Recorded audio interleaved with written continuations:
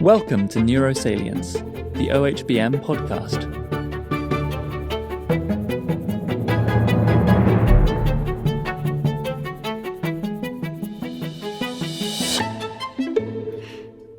Okay, welcome to another episode of the OHBM Neurosalience podcast. I'm Peter Bannattini, and today I'm with Alfie Wearn, who is the lead of the podcast production team in ComCom, Communication Committee. And Alfie is a postdoc at McGill University, and he received his PhD from Bristol, and he's been studying memory, and now he's doing hippocampal neuroimaging. But today we're talking all about the OHBM special interest groups, the SIGs, a little bit about the committees and what they're offering at the meeting.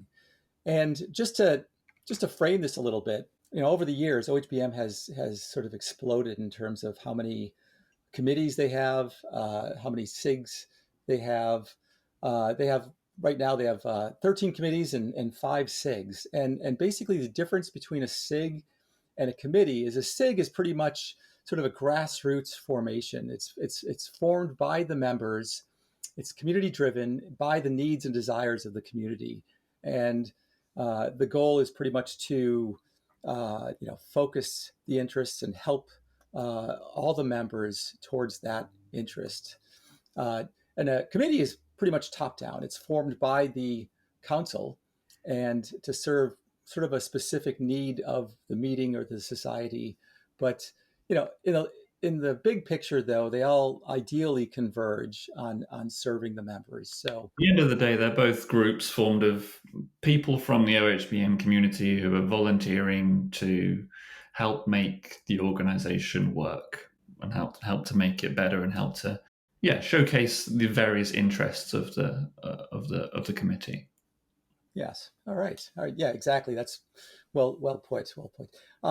So let's just begin. What we're going to do is, we're going to go through the 5 SIGs and also mention a little bit of the committee activity. But the 5 SIGs are BrainArt, Open Science, Student and Postdoc, Special Interest Group, Sustainability and Environmental Action, and also the newest one, Women in OHBM.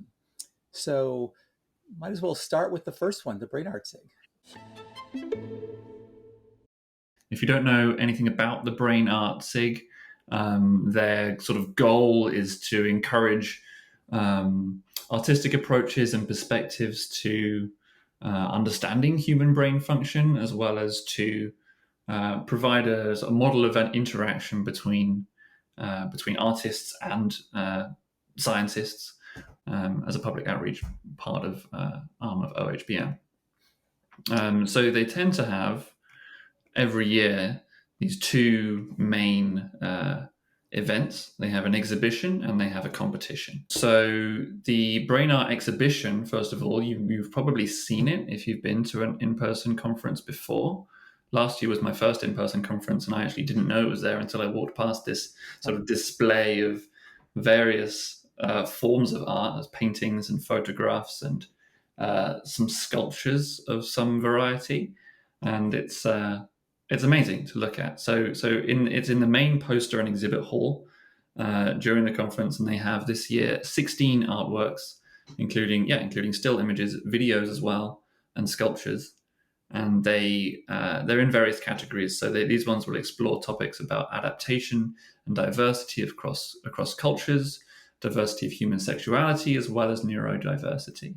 And I'll put a link to this one and all of these things in the description as well, so you can see some more information about that. I remember talking with them on a podcast about a year ago, and they're still playing with the idea of, so much of what we do is sort of it's like an outlet, a creative outlet for a lot of the scientists, but at the same time, it's towards also a purpose of trying to think creatively about how to best visualize scientific data. I mean, there's an art to that, and so they're all. There is, especially as a whole bunch of neuroimages for the most part. A lot of what we do produces already very pretty pictures, and so people can modulate those and work with those to produce something that just looks nice or has some sort of story behind it, and can be used to help communicate science to the public. So it forms this dialogue between scientists and the public that is, I think, really valuable. So as well as the exhibition, they also have the competition, which I believe they do every single year. The deadline is actually, at time of recording, is today, so you won't be able to submit anything to the competition, but you will be able to follow the results of that competition and see if they have various different categories. One of them is for images. One of them is for it's called Pictures to Prose. They actually also not just visual art forms, but also sort of literature and poetry. You could also vote. I mean, the people, for the competition can look at it and actually vote themselves as to what they like best. They're also offering something on Sunday, July 23rd, which is BrainArt for Scientists of the Future. So it's just basically activities for children in multiple languages about neuroimaging. It's targeted more to children. It's on the Sunday, and it's also in the exhibit hall. So anyone at the conference who has children with them, then that's a great event for them. So the other SIG to mention is the Open Science SIG. It's been around for a while. They've had 8 years of doing the brain hack, which is basically they put it's actually sort of run like a parallel meeting in some sense, where a lot of people just come to OHBM just to do the brain hack. They sit in this room for the entire meeting and collaboratively create really innovative programs for either processing or to solve specific problems in processing, or even apps for your iPhone, or all kinds of interesting things that come out of this. Some are more useful than others, but they're all really, really interesting as far as that's concerned. They even have a proceedings of the brain hack that comes out, typically the summary of what they've done. They also have, as I mentioned, the Open Science Room, which is sort of like it's not the brain hack room. It's a room where it's almost sort of like spontaneous topics of open science concerns. It's defined as or described as a conference within the conference, really. I think they like you say, they have it open for emergent sessions. So anything that's last minute or comes as a result of your interactions at the conference that want to be held there, you can get in contact with them, and there's a space to showcase that in whatever form that you want. I also just wanted to highlight that with the brain hack, the in-person one is fully subscribed, but you can still sign up to join in the virtual format. And so if you're interested in that, but you haven't thought about it already, it's from July 19th to the 21st, so the few days leading up to the conference. If you're still interested in that, or if you are interested in it, you can still attend virtually. Yeah, it's usually it's a great community. It's a really, really cool thing, and I think it's they're even looking for better ways to engage with solving all kinds of problems. I mean, even at Aperture Neuro, we're always considering looking at trying to ask them for specific solutions to handling papers or things like that. So there's all kinds of things. Yeah, exactly. And open science is it's becoming, or it already is, such an important part of science, and more people are appreciating the values of sharing data and open publication. So this is the events that the OSR or the Open Science League puts on, I think, are just becoming more and more sort of critical and salient every year, really.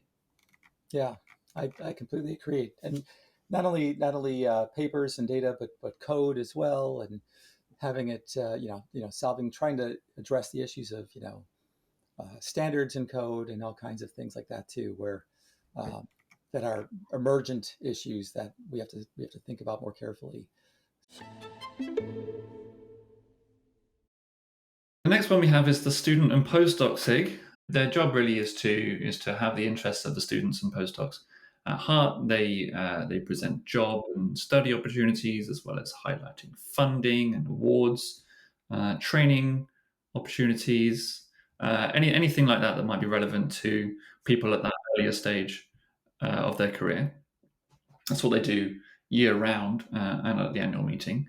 But at the annual meeting in particular, one of the main events that is very, very popular is they have a social. This year it's on the Monday night I think their feedback from it was that basically everyone has said it was the highlight of their OHBM experience, and it really helps, especially if it's your first time at the conference, or if you've been there many times before. It's really good for networking and meeting your peers and people who are going to be your colleagues and friends throughout your career. The target audience is sort of trainees and postdocs and grad students, but also, the social isn't closed to just that group. It's also open to any early career researcher or any more senior researcher as well. It's open to everyone, and yes, it should be great. Last year in Glasgow was wonderful. So also, the student and postdocs say they also have a lunch with mentors event. This event apparently is always oversubscribed and in very high demand, and it's very, very useful for the trainees. So this is an opportunity to have informal conversations on research skills and career development with new and established PIs, as well as also industry experts as well. So this should help people to network with people who are already progressing through their careers, to get some advice to help people with the struggles that they may be having. So those are the events that they normally have on every year, and are doing so this year as well. But also new this year, they also have a new PI roundtable. So this really is to help to facilitate that transition between grad student / postdoc to independent member of faculty. It's something that I'm starting to think about this now, and it's sort of equally immensely exciting, but also very kind of scary to start my own lab. And this event should be to help smooth that process, help to give advice on how that goes. So everyone is invited to that as well. That's also on the Monday, and yes, should be a great event. Yeah, in general, I mean, I think that all your fellow postdocs are going to be your peers for your career if you stay in the same area, and right, making those connections. I know that people I've made friends with as a postdoc I've had for now 20, almost 30 years. So it's a great opportunity to do this sort of thing, to see people in person. It is. And that's the main thing for me anyway about an in-person compared to a virtual conference. It's just it's not impossible, but it's quite difficult to network in informal settings, or even with organized events like this with your peers, unless you're there in person. So it really justifies the cost, the time, money, the environmental cost of being at the conference to do events like this. So really, this is some of the most important stuff that happens at the conference, and I think it's really good to try and take advantage of that. The only thing I wanted to add also is that everyone might think, oh, well, my PI gives me advice about careers, but the fact is that each PI has their own perspective, and getting other perspectives too, especially at this roundtable, I think is really useful, because there's different strategies depending on specific subfields and specific other areas you can go into. So anyway. Yeah, and everyone's had their own biases from their own experience, and no one individual has all the answers, no matter how much they might pretend to. It's always good to get advice from independent sources who have no ball in the game, so to speak. So yeah, should be really useful. Okay, so let's go into the sustainability and environmental action SIG. So this is a really interesting SIG that basically the goal is to raise our awareness of our impact on the environment. And the first thing people think of is, oh, okay, well, there's the carbon footprint with taking airlines and things like that. But they also talk about many other things. It's just looking into their website, they gather data about things like even computing costs and how much of a carbon footprint that leaves. And it's sort of all these questions are really hard because obviously we think, we need our computational costs. But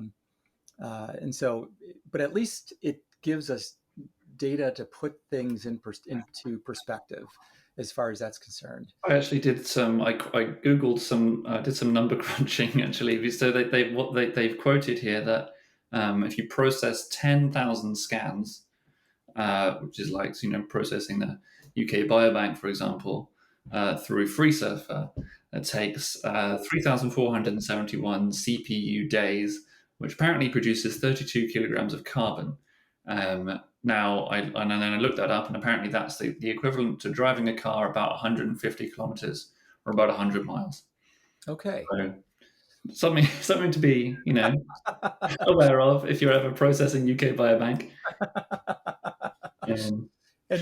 And so far that seems, it's obviously, on first glance, it seems like, oh, wow, it generates carbon footprints, but it's still not huge, but it's still big. It's still not trivial. Exactly. I think that's their point, is that, it's not saying stop doing the science. That's completely not what they're saying. They're saying, just these things that we're doing, they do have an effect, and it would be nice if we did it in a relatively efficient manner. It sort of harks back to the previous point of open science, right? As if you've processed your enormous data set through this very common processing pipeline.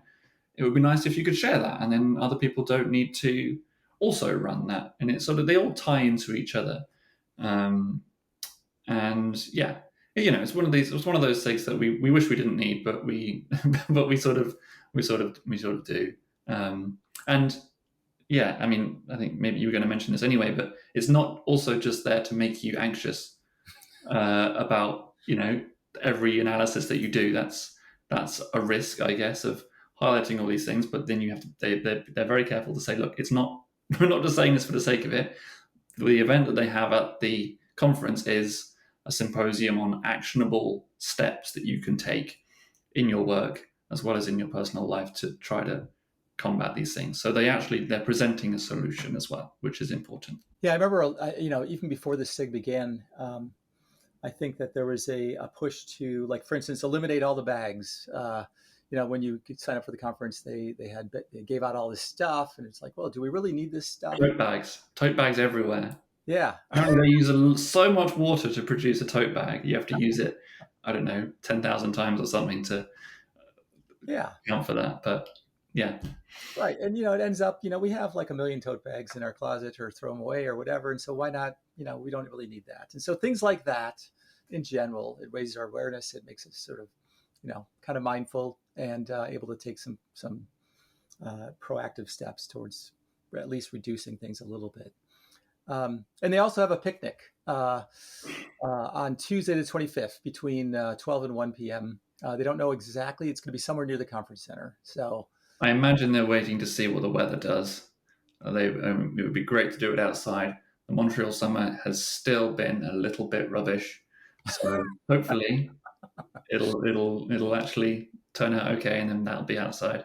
But we'll see. Yes. It's new this year, so they haven't had any events before. This is the Women in OHBM SIG. So this has been officially recognized since just March this year. It's being chaired by Jean Chen from the University of Toronto, and this is their first annual meeting. So they're going to be having a meeting for the SIG for anyone interested on the Monday evening, or at 5:15. The goal of this really is to highlight and allow people to discuss women-specific sort of gender biases and issues that they face. So, over half of the people who attend the conference are women scientists, according to staff from the executive office. And, we just hear time and time again from female colleagues that how many of them regularly encounter gender-specific barriers in their personal lives, but also at work as well. So it's to enable them to talk to each other and learn from each other and support each other for anyone who has encountered these issues, really.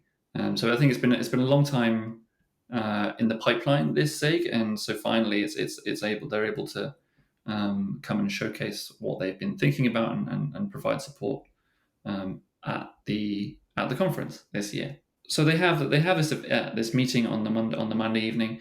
They also highlight that it's not just for women to go to. They are inclusive of all gender identities, and everyone can go and show support. And that is all. Allyship is also extremely important. So if you're interested in that in any way and want to show the support, which I think is very important because it's their first one, especially, please do go along to that and show your support. Yeah, and also it should be noted that I guess that the focus. I mean, even though everyone is invited, and they're really focusing on either junior or mid-career women.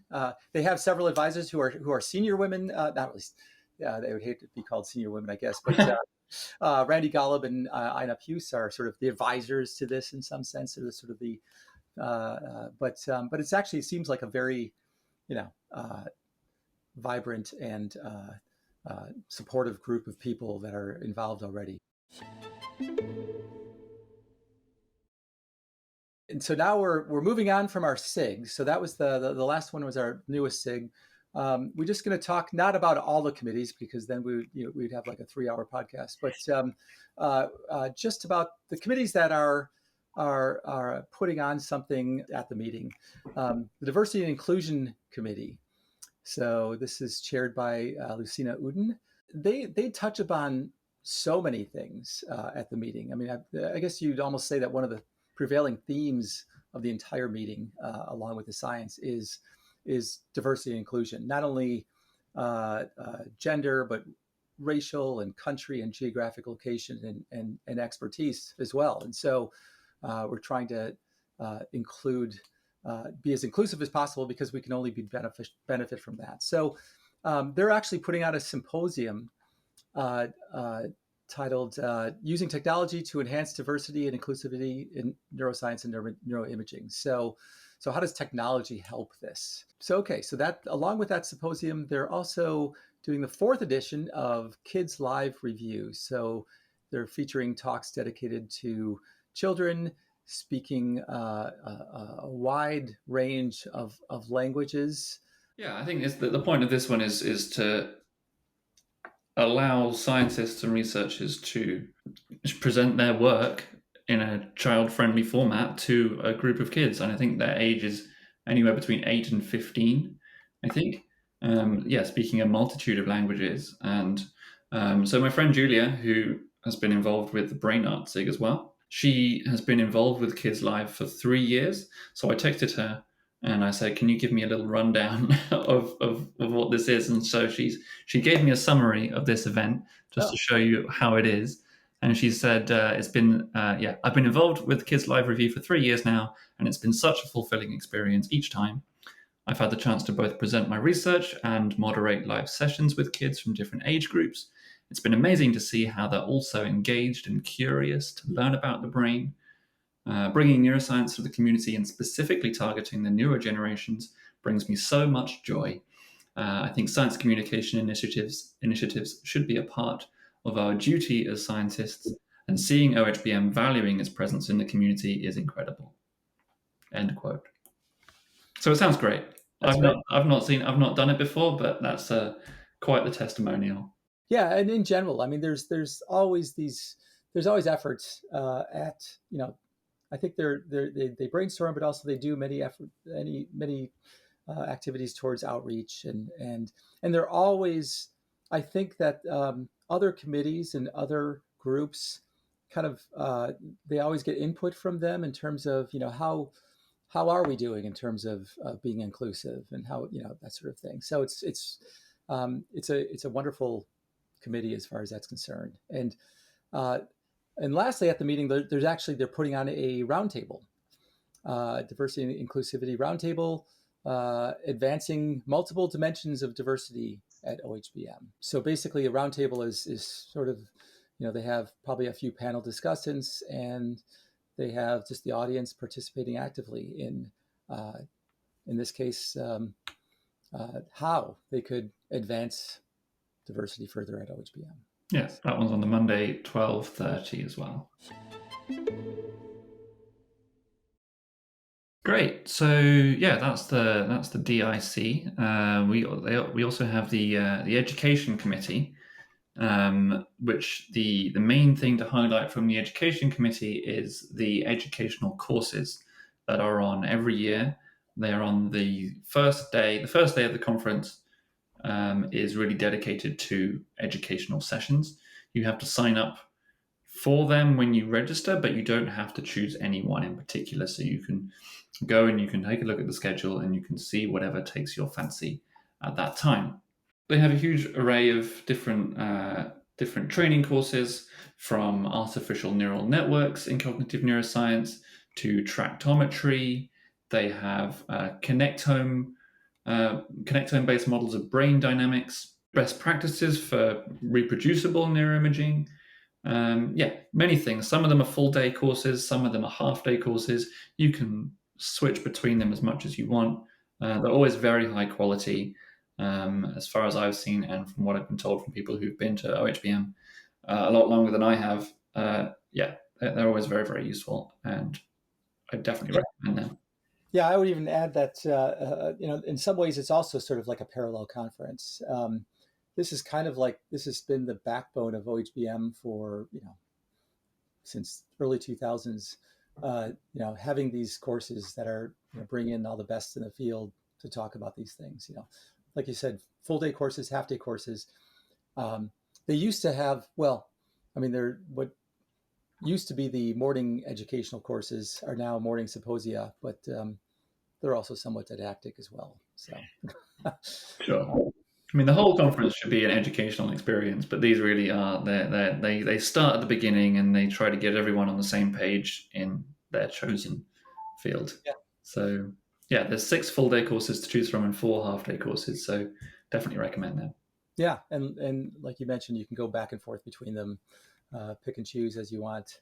So yeah, these are great, and they're well chosen. So so the communications committee, which is near and dear to both of our hearts because we're part of that.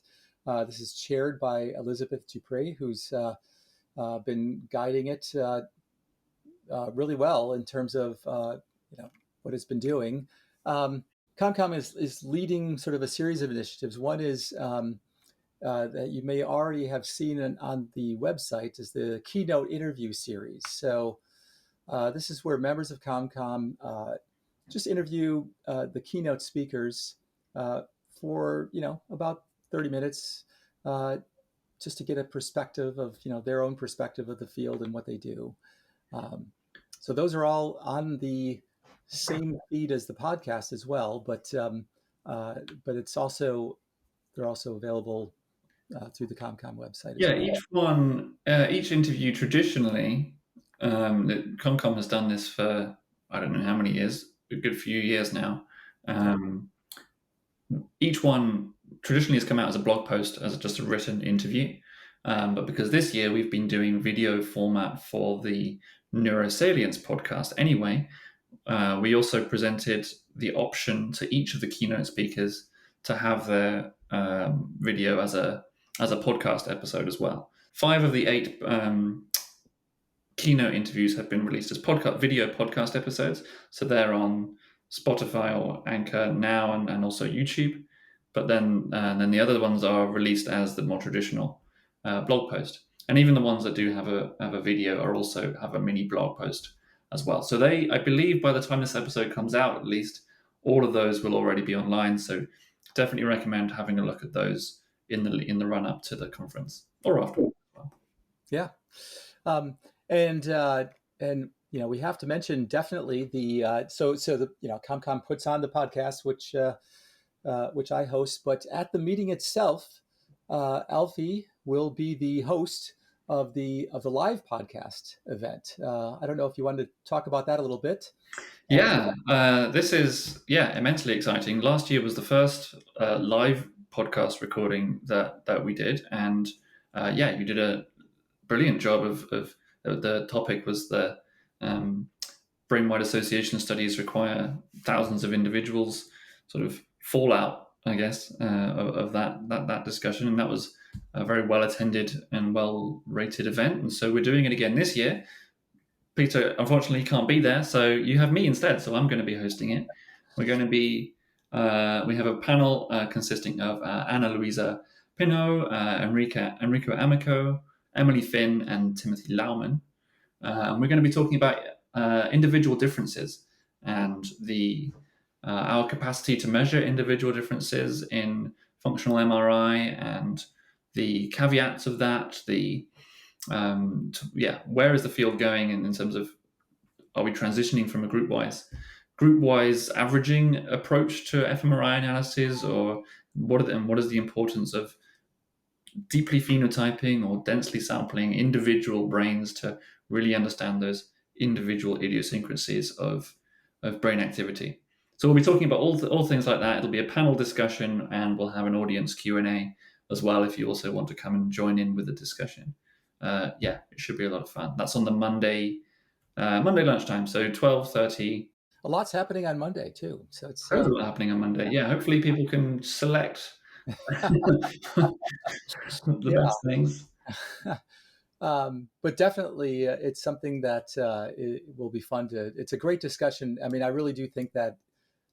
I think that this is a hugely important topic, and it's not only important, but it permeates pretty much all of what we do. And so I think, and these are some of the leaders in the field. So I think it's something definitely not to miss. Yeah, that pretty much sums up most of what is going to be put on by the SIGs and the committees at the meeting. Of course, there's many other committees, and they're all engaged in the meeting. Credit goes to all the organizers of this. It's going to be a great meeting. Yeah, no, I'm very excited. It's in my sort of now hometown of Montreal as well, so I feel very at home. I can feel like I'm welcoming the whole community to my stomping ground, and very excited to have everyone come here, and it should be great. Looking forward to it. All right, sounds good. And all right, well, on that note, unfortunately, I won't be able to be there, but everyone else, I'm sure, will be having a great time, and you'll be missed. It'll be extremely stimulating. So, look forward to a great meeting. Excellent. Thank you very much, Peter. This has been fun. All right. Well, thank you. Thank you.